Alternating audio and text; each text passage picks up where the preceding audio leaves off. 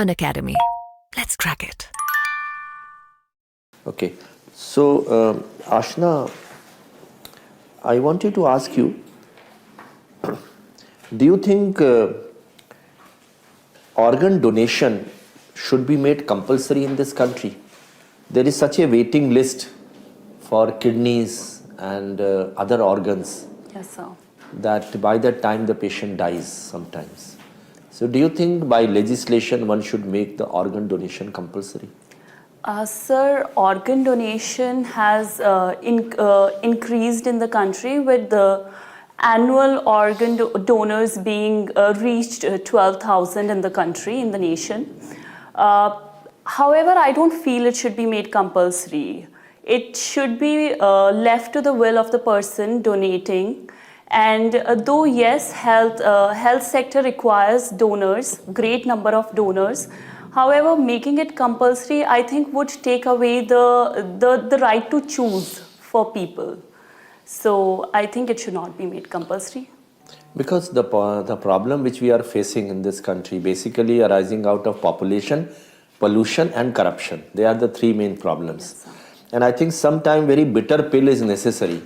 So one of them could be organ donation. The second which I wanted to ask you, do you think Indians are very indisciplined people? And do you think that military training should be made compulsory for everyone, all citizens, and particularly the civil servants?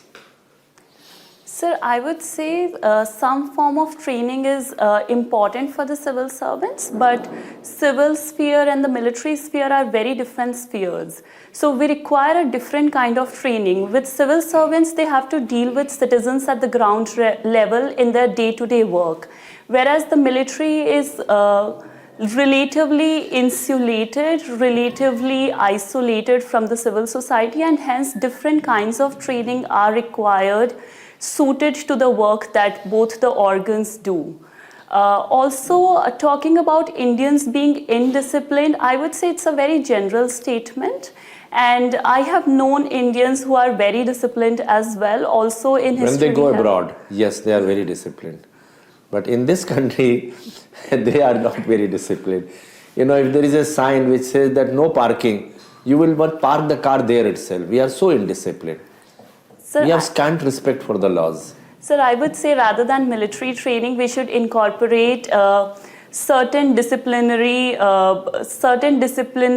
studies into the educational curriculum. But military training has got a low-hanging fruit, and that is discipline comes along with it. Yes. So any other kind of training probably will not bring in the kind of compulsiveness, you know, which military training brings about. Okay, anyway, that's your fault.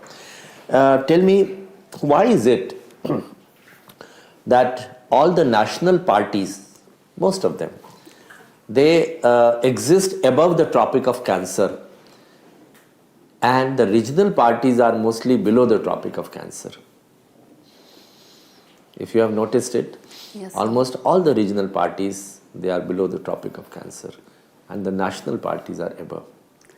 Sir, Could you think of some reason? Sir, I would say regional parties are diffused throughout the country. We find various regional parties in the northeast as well, in Jammu and Kashmir as well, in Uttar Pradesh as well. So, for instance, the Bahujan Samaj Party has mostly been has not been granted the status of national party as of yet. So, I would say regional parties are diffused in the but nation, predominantly they are in the southern parts of the country. Predominantly they are in the southern part, yes. Any sir. reason you could ascribe to that? Sir, I would say that the criteria for designating a party as the national party could be seen as one. The population of the southern states has been on the decline, and hence the votes in the Lok Sabha, or the seats in the Lok Sabha secured by these parties have been slightly reduced, which has been consistently flagged off by the parties from the southern India. Could it also be ascribed to the languages? The northern part of this country has almost uniform language, which is common to almost all states, that is Hindi. Yes, sir. Southern parts of the country, they have got different languages. So the national party status, one is not able to achieve. Okay? Yes, sir. All right.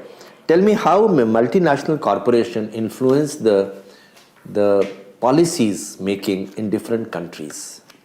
Can you give some examples? It has the bargaining power. Yes, sir. Sir, could I please take some time to... Yes, why not? Yes, sir. Thank you, sir.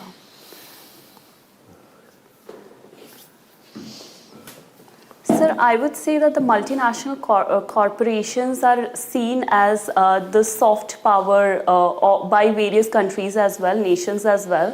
For instance, USA after the Cold War has harped on its soft power predominantly and has tweaked its policies to suit the neoliberal order, which is more towards the proliferation of these multinational corporations. For instance, the McDonaldization equated with globalization could be seen as one of the examples wherein US policies have particularly been suited to